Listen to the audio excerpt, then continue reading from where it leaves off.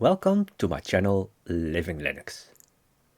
In this video I want to have a quick look at Vulkan on the VisionFive 2 RISC-V SBC with OpenKylin.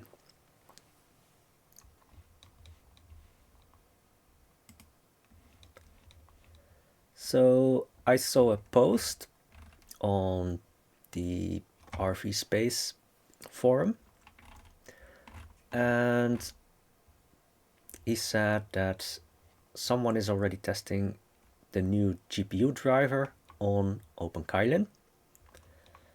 So I installed it on the VisionFive 2.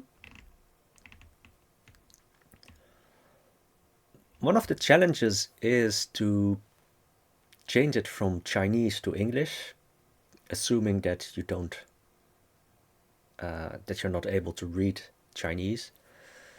So in the end, I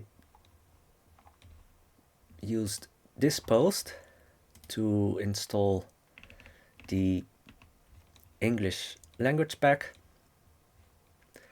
And well, this is a bit funny because there is this meme where people will try to tell you to remove the French language pack. So this looks like the correct way to do it, but the meme is that you have to type in sudo rf root, but that will delete everything on your Linux system. But that is something else. So again, you can install the English language pack. You can keep the Chinese language pack, perhaps if you want to remove it. I'm not really sure if that will impact stability, because I have the feeling that OpenKylin is really aimed at Chinese. Anyway, you also need to change the locale file. So yeah, one word about OpenKylin. Currently it seems to be very unstable, at least very unstable for me. So the menu here no longer works for me, but assuming that when you just installed it and started it, that it will still work, then you have to look for this icon that is for the terminal. And yeah, as you can see here, it's not really switching to the terminal, so I can use Alt-Tab. Yeah, so you can do sudo nano and then go to that file. So the password is OpenKylin, the same as the username. And then I changed it to this. So this was, I think, CN. Can't remember what this was. So I'm using British English. If you prefer US English, then yeah, change this into US. Also change this and also change this. So when you're done, you can do Control X. Yeah, so when it's still in Chinese, then you probably can't read it, but then Control X. Oh, oops.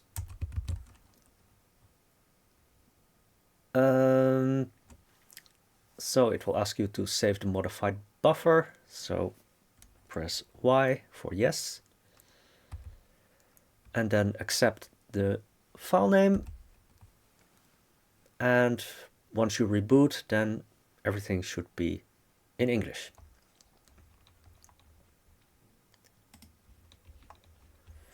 Now, one other thing that was a bit annoying, in my opinion, was that it doesn't automatically sync the date and time.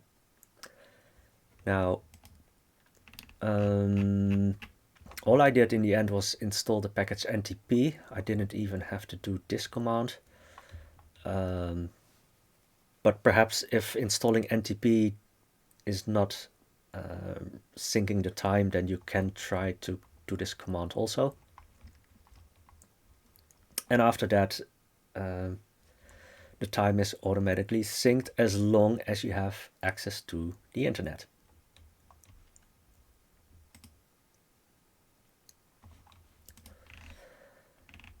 So, the person that said that OpenKylin 2 is available, he also says that SDDM might be more stable or better than LightDM for now. I still saw some graphical glitches. Perhaps it is a bit more stable, who knows, but in the end, but at least for me, OpenKylin is not stable enough, so yeah, we'll keep it short.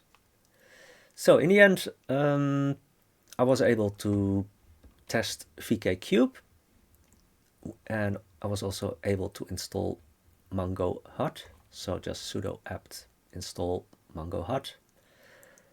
I also tried to build Vulkan samples, but when I tried to start it, it gave me a segmentation fault. So, yeah, as I write here, taking a screenshot uses CPU and mangohud. It shows CPU usage in total and not just for the Vulkan program. So now to eliminate as much CPU cycles in the background, I'm going to close Chromium. So what we can do is mangohud and then vkcube.